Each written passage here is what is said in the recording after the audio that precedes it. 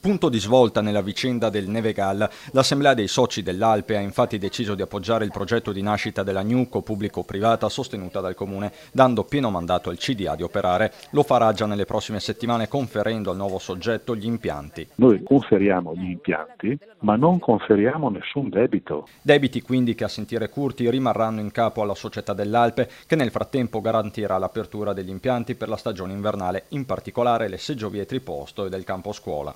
Non ce la siamo sentita di bloccare tutto adesso, proprio che siamo a un passo dall'ottenimento del fine ultimo, che ricordiamo che il fine dell'Alpe del Nevegal era quello non di far passare 6-7 anni così, ma bensì traghettarlo verso delle esperienze che possono essere migliori dal punto di vista proprio delle sinergie. Sinergia pubblico-privata che è stata confermata dal sindaco in apertura dell'assemblea accanto a dei consiglieri di maggioranza, un'operazione delicata che dovrebbe concludersi entro la primavera del 2020 e che passerà in consiglio comunale. La competenza è del consiglio comunale, quindi come maggioranza abbiamo proprio definito una serie di passaggi, ripeto, con una procedura piuttosto lunga, però chi decide se entrare in società oppure no è il Consiglio Comunale. Calcolatrice alla mano, la Newco parte già con un minimo di 800.000 euro. Noi abbiamo sempre detto che siamo disponibili a mettere fino a €500.000. Unifarco mi risulta che sia disponibile a mettere fino a €300.000.